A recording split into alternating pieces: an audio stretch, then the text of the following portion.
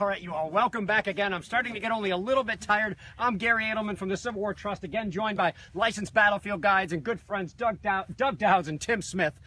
Don't call him Gary, don't call him Tim, and everything will be okay. We are in the Valley of Death, and man, to understand the Valley of Death is when the Battle of Gettysburg on the south end starts to come together, because the Valley of Death is involved with the fight for Little Round Top, the fight for the wheat field, the fight for Devil's Den, and the slaughter pen. They all come together here. Follow me around for a little tour. This is a ridge called Houck's Ridge. This, right beyond Houck's Ridge, is the wheat field.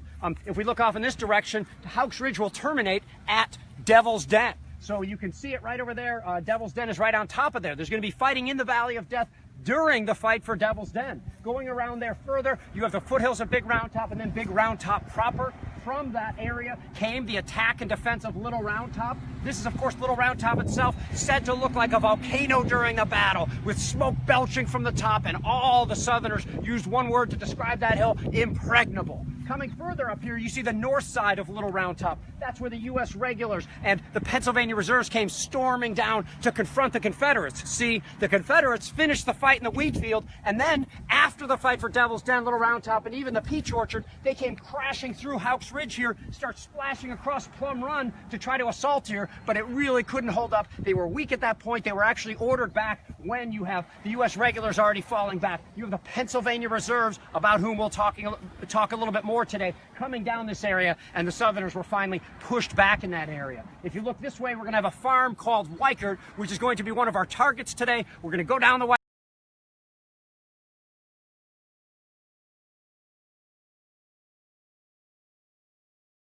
Jersey yard, and the rocks in this valley were being used for construction purposes. Some of them for the bases of large buildings in towns such as the courthouse, and some of them were broken up and they were used in the making of bricks. And so John Houck owned this at the time of the battle. We refer to this area as Houck's Ridge. The Valley of Death, in the middle of the Valley of Death, there's a small stream. And before the battle, this small stream was referred to as Plum Run. But eventually, you know,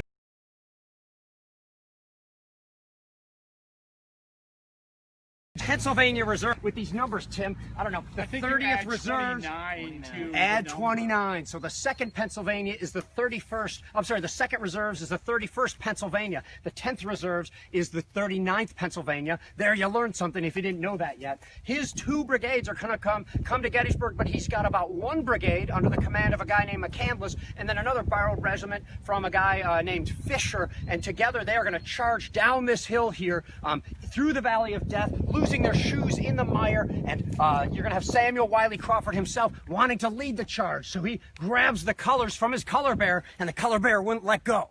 Okay, so he says, "Don't you know me? I am your general. Give me your colors." And he took the flag, but the color bearer still hung on to the coat of the general and charged through the Valley of Death with him. As far as I know, this is a pretty deadly charge. What happened to one of the commanders? Is it the 1st Pennsylvania Reserves? Yeah, Colonel Charles Frederick Taylor, the 1st Pennsylvania Reserves, or the 42nd Pennsylvania, or the 1st Pennsylvania Rifles, some units have multiple names, was actually killed on July 2nd towards the end of the battle up at the edge of the woods at the edge of the Houck property, the Valley of Death.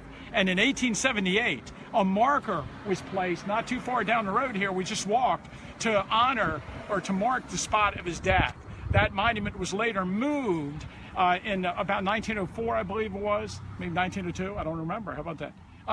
In the woods, and there's a marker that is more accurate today there. But the 1878 marker was one of the first monuments erected on the battlefield outside of the National Cemetery. And it was erected the same month, actually, as the Strong Vincent mortuary memorial there. So those are the first 2 outside the cemetery, but they were preceded by other rock carvings. One more thing while we're here, and Tim likes this. So this was Houck's property, but Samuel Wiley Crawford purchased this property in 1871? In 1871, I was just about to say that, and they purchased that, and then he wanted to put a memorial and an archives on the slopes of Little Round Top to memorialize the Pennsylvania Reserves here. It was going to be 100 feet long. It was going to be a building made of glass and iron and steel, and they were going to house all these things, and it was going to be a memorial. Happily, that never got made on these slopes here. Well, so I rue the fact that it never got made. Yeah, Tim wants it to be just Pennsylvania Hall. That's what it was called. That's right. Reserves Hall. And so not a bad place, though, because we often and look back at Little Round Top and you go, that's a wonderful place for defense. And when we get here at Gettysburg, we think about the Union on the high ground. But here's also the beauty of it. It's that northern shoulder of Little Round Top from which these counterattacks will be launched. So not only did the high ground work on the defensive, but it also serves as a launch pad for these counterattacks that will come down in this valley, stemming the Confederates that break through both at Devil's Den and in the wheat field. One more thing about Crawford, my favorite story about him, he's from Fayetteville, which is not far west of Gettysburg in Franklin County, and the Confederate Army occupied his farm and he knew it. And on the day before the battle, actually on July 1st, as the Pennsylvania Reserves were marching from Union Mills, Maryland towards Pennsylvania, he halted his entire division before they reached state lines. And he made them go into camp. And then he issued an order that all the colonels read to their men that the Southerners were in their state, in their homeland, and they were going to now cross this border, and they were not coming back until the Southerners were driven out of their state. Oh my God, Tim's getting worked up here. This is just what we want. And let me say that, yes, I mean, states' rights and state sort of pride is not specific to the Southerners. The Northerners felt very strong about this, and Pennsylvania borders the states that would comprise ultimately about 70% of the Union Army here at Gettysburg. You've got Ohio and New York and others, so you've really got a lot of people thinking, well, they're close enough to my home, if not at my home. And we didn't tell the story earlier, but while crossing the state line, there are great stories about crossing from Maryland into Pennsylvania. And Strong Vincent himself looked at the Pennsylvania flag upon crossing in and said, to die in your own home state under that flag, something like that. There is no death more honorable than to die under that flag, fighting for that flag. And he would end up fulfilling his prophecy. And I'm really going to hit Tim later for not knowing the quote that he taught me years ago. Let's go. Doug, anything to add on the way? Okay, good. So we are approaching Plum Run. This is where Plum Run crosses Crawford Avenue. There were a series of roads that led through this area after the Civil War. There was one further to the left. Crawford Avenue would come in around 1897, I believe. And it would, of course, connect with Sickles Avenue. There goes Tim looking for frogs and other things down there. The War Department was very proud of these bridges.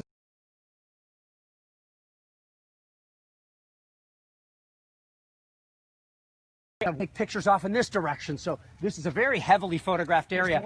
Yeah, oh, that was his daughter, even better here. We mentioned this earlier, but we have stone walls over here, and over here you can see my favorite type of fence, more specifically hog tight and cow high. The stones keep your pigs in, the rails keep your cattle in and whatnot, so hog tight, cow high. I don't know about you, Doug, but when you tell this story, by the end of the tour, people are always calling it like vulture short and pig long or something, and nobody ever gets it right. So hog tight, cow high. You're welcome to follow that by a yeehaw if you would like. Oh, Gary, do you want to put out Walcott's battery? Of course we do. Actually temporarily overrun by the Georgians on the evening of July 2nd. Yes, so this is the 3rd Massachusetts Battery C off the top of my head, and this is, an interesting part of the fight. We talked about Crawford's Pennsylvania Reserves coming down that way. The U.S. regulars had preceded them and come down that way, but what people don't know is that the first arriving brigade of the 6th Corps had arrived here late in the afternoon. The 6th Corps, the largest corps in the Union Army, bulked up before Chancellorsville to serve as sort of its own little army. They are trying to arrive. They're marching harder and longer than anyone else to get here on time, and up comes the 6th Corps, their advanced element, a guy named Wheaton, but under the command of a guy named Nevin here at Gettysburg. They are coming down the hill on both sides of the reserves, and Walcott's guys are hung out here, and the 3rd Corps batteries are getting shanghaied. Somebody said that Sickles was shanghaiing people's batteries and putting them all over the place. And while Wofford's brigade is coming down here, because you've got Kershaw, Semmes, and Anderson, maybe Benning and Robertson, all pushing through this valley over here, starting to, you have the 6th Corps and the reserves pushing back. So it got so intense that Walcott's guys, temporarily lose some of their guns and everything, but they get them back. A lot of the Union guns captured here at Gettysburg are recaptured, but again, by the time wherever the Confederates attacked, they're facing 2.5 times their number on average, and eventually it just got too old for them. And therefore, we are walking up the Weichert Lane here. This was one of the 11 or 12 different Weicherts around here. This is John T. Yeah, John T. Weichert. John T. I can't believe I got that right. George Weichert, not to be confused with the Jacob Weichert on the other side of Little Round Top. Okay, good. So we had it. The house that's here today is not the original. It was a little off to the left, but there was a house here at the time, and along this lane formed some of the regiments of the 6th Corps of Nevin's Brigade, the 139th PA, the 93rd PA, the 62nd New York, and the 102nd, which showed up a little bit later. They were guarding some trains back in Westminster. I want to get across this wall somehow safely, and without damaging the resource. Let's get over here if we can. Wow, look at that. Good camera work, sir. Now, the 93rd PA is near and dear to me because, you know, it was one of the times where Tim explained to me that a lot of Gettysburg monuments have been moved. And he was explaining to me how when, in 1887, I believe it was, the state of Pennsylvania appropriated $1,500 for each regiment that fought here from its state. A lot of people had already put up another monument, including the 93rd PA, which had put up a beautiful monument with a nice blue mosaic. But this monument was only about 8 feet tall, and it sat on a big boulder here. This boulder used to be this tall. And when they got $1,500, this is what $1,500 bought you in the late 1880s. Okay, so they put up a much taller monument. They realized that the boulder, as it was not going to work, so they chopped the boulder in half. Okay, and you can see it here. Now, what Tim Smith recognized or showed me was that there was a picture and said, hey, you know, there used to be other words on here that used to say 3rd Brigade, 3rd Division, 6th Corps over here. And on my first trip out here, there were high weeds. And I said, well, you know, where's the rest of the rock? Oh, what do you know? And peering through the tall grass, you can still see the chunks of rock. I hope you can see it. 3rd Brig, so 3rd Brigade. And if you look at some of the other ones, you'll see 6th Corps. I think there's one over here that also has the wording on it. So, you know, these are heavy rocks. They're not going to carry these things away for miles. And by the way, these rocks were here during the battle, so why not leave them? I can't remember if it's on this side at all or where it is. But you should point out, Gary, that when we discovered this here is heavily here we go. wooded. Yes, it was wooded and it was heavily grown over. So here we go. This one says the end of Corps and 3rd Division, and my guess is that somewhere this one would say the beginning of Corps over here. So this is what made me write my first article about the Battle of Gettysburg. It made it into Gettysburg Magazine in, I think, 1993. And whatever is your passion, I mean, nobody studies the 6th Corps here, but here we learned a little bit about the battle or battlefield, and I would encourage you all to do the same, whether you're doing it on your own, doing it with a friend. It's more fun when you engage with others on this stuff. Come on. Let's go to the back of this monument. A lot of times people see monuments on the battlefield only from one direction, and that's where the road is, or in this case, riding down the Wykert farm lane. It's really tough to hop over the fence, get out of the car and hop over the fence like we just did. And not many people visit the back side of this particular New York monument, and it highlights the recapture of Walcott's Battery. So it's just one of those what would you call it, reliefs? Yeah, it's a bas relief, and very cool. I'm glad you pointed this out, Tim, because the monuments can be a life study as well. And I would say that, you know, to the men of the 6th Corps, you know, we all say, well, they suffered less than 1% casualties, or we might say, well, they suffered less than 1% casualties in a more nerdy voice. But really, this is their Battle of Gettysburg. And you know what? They lost their friends here, even if not as many as some of the other units. And they were proud. They put up their monuments here at Gettysburg, and hardly anyone comes to see these particular monuments. And I'll tell you what, we're in the shade on a lovely day. I don't know if there's anywhere else I'd rather be. Okay, we got much more cool stuff coming up here. No, actually, there are other people out here. I'm really pleased to see that, actually. I think it's the first time I've ever seen anybody visit that monument. Yeah. By the way, while we're passing by, we've mentioned flank markers, but here's an opportunity to say that this is the right flank RF of 62nd New York Infantry, okay? And usually, where you find one flank marker, you find the other. Now, these guys, the 102nd,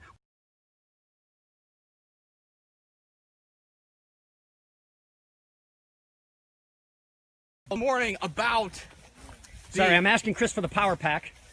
Just to make sure we have sorry, we have connection. Logistical things. Go ahead.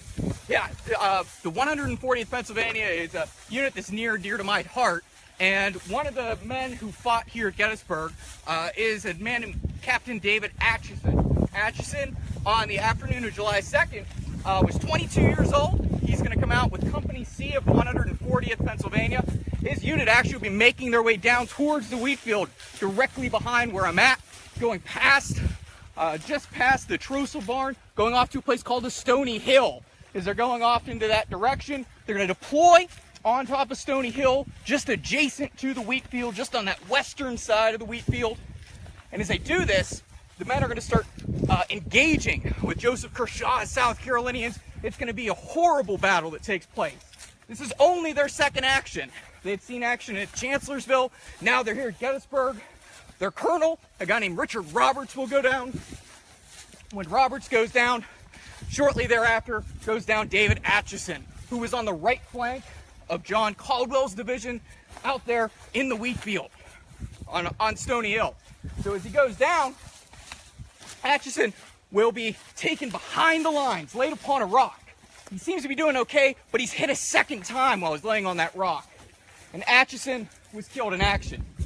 As Atchison's pards are driven from Stony Hill, they'll eventually bring his body back to an area around the farm here. And let me interrupt real quick. You might hear artillery fire from the reenactment or from some artillery crews around here. 4 miles away. And that's pretty cool that you can hear that. I hope it's audible to you all. So it's giving you some ambiance in the background. And Atchison's brought out here, and he's buried in this vicinity. A few days later, he's exhumed, taken to Washington, Pennsylvania, which is about 3 hours by car to the west of here, where he's buried on July 15th. But one of his pards came out here, and it might be hard to see today, but they carved in the rock D.A.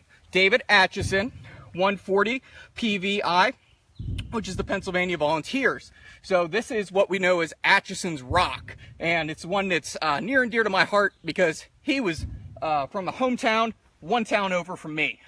Cool. And isn't there something about it? Was this carving done and then sort of redone? Do you guys know this? Yeah. Wasn't it done lightly and then done a little bit more? Yeah, it was done lately at the time of his burial, right afterwards. And then after the battle or after the war, they came back and really formalized the carving. But yes.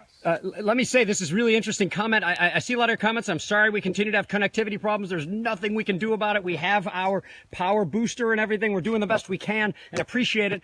I see someone has joined us from the Dominican Republic that asked us whether we're talking about the Civil War in America, which is really interesting. We hadn't thought about that, and that is, of course, the case. Yes, we are indeed. I'm going to hand the camera off here and see if I can see if you have a couple more questions as we tie this up. Chris?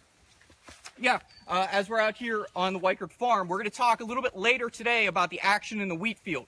The guys who came down through here, Sam Zook's brigade, who's a very interesting brigade to learn about. We'll talk a little bit about those guys later on today. And we'll talk about the action up in the wheat field. Very, very confusing action. We'll move off to the peach orchard, where we'll meet one of our friends, a surprise guest that might pop up there and tell us a little bit about a very notorious Union general. And then this evening, we'll be on East Cemetery Hill. So we hope that you'll join us for those next 2 Facebook Lives. It's going to be a great time up there.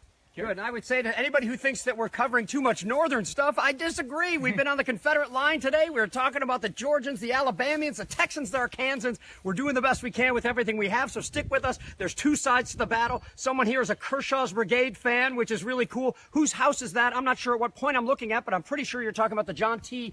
Weichert farm over there. And of course, the Weichert farm was right here at the time of the Civil War, somewhere near the edge of these woods, and that is actually the Althoff farm that was built later. But it's near the site of the Weichert farm, so we often refer to it as the Weichert farm. Good. Some people were asking how hot it is during the battle, guys. It is very hot. And I think when you read the accounts, a lot of times people always give the readings done by the Gettysburg College professor in the shade. And he did them 3 times during the day. And he doesn't even do a high or a low. But I think his highest reading is 90 degrees around Pickett's Charge, 3 o'clock in the afternoon on July 3rd. But the accounts clearly state that it's not the heat, that it was very humid at that time during the battle. And you know, it's not the heat, it's the humidity. Because right at the moment, it's not that hot, but it's very humid out. Yeah, today it is hot out here. If anybody thinks we're breathing heavy for no reason, that's okay. I will note, and this continues to come up, no, I'm going to end on this note. So before that, I want to say that we will be, as Chris said, live in the wheat field and the peach orchard and the Trosa farm with a special guest, and that's going to be at 4:30? 4:30. Okay, 4:30, and then we're going to be on East Cemetery Hill at 5:30 live, so we have a lot more coming today. I'll end with this particular thing. We have, 4 comments so far that people like my hat. Somebody appears to like the hat, but they said beat up the hat a little bit, so damn it, here you go. Okay, thank you so much for joining us. Chris is going to turn this thing off now, and we'll hope to see you before long at our next live. Keep posing questions. We got more to